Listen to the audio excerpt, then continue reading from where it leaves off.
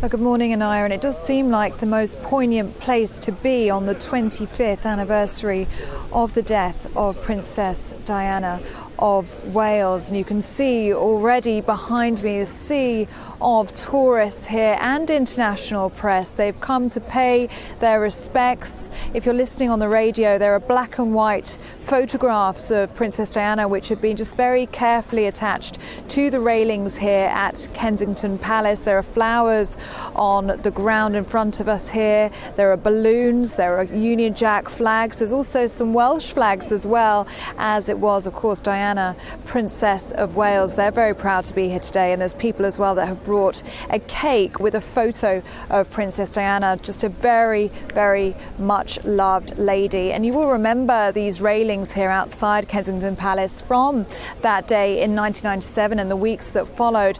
Many people from all around the world came and lay floral tributes to Princess Diana back then, and they actually extended out 30 feet to beyond where I'm stood now, and it is similar scenes today in terms of the people that are coming and laying flowers. It's already doubled in size since we arrived here this morning. The first person here was a lady called Julie Kane. She's a huge Princess Diana fan, and I spoke to her this morning about when she met the late princess.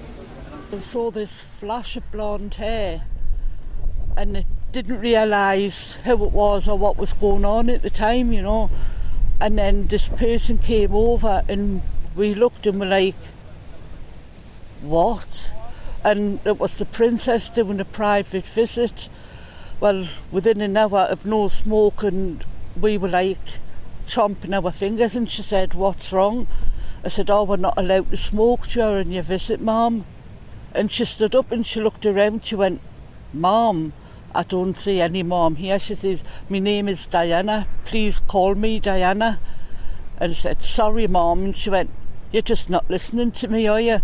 And then she shouted for the staff to bring the ashtrays back out. And she just sat talking to us like she had known us all her life, like we were, you know, personal friends. And then she said, is anybody thirsty? And she sent a security man to Starbucks to get us all a coffee.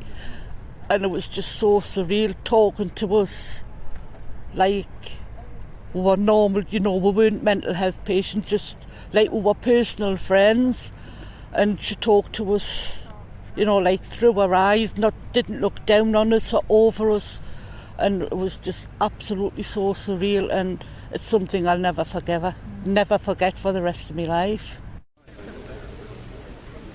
Well, you can hear Julie speaking there about Princess Diana's warmth, and when I've been speaking to people here who have met her sons William and Harry, they say the same thing about them, that they are so warm and so genuine with people. Now, we're not expecting William or Harry to make a public statement today. We know that they will be marking today with their individual families, but Harry did speak to the press last week, and he said that he wanted today to be filled with memories of his mother, that he wanted to share in the spirit of his mother with his children, who he so wishes they could have met her. He went on to say that every day he hopes that he makes his mother proud. And Anaya, I was speaking earlier to a 16-year-old girl who was obviously born a long time after Princess Diana died, but she feels like she knows Diana and she loves her through TikTok, through conversations with her mother and her grandmother, and through film and the Netflix series The Crown. So I think it does go to show that even in death, Princess Diana is still capturing people's minds and capturing people's hearts.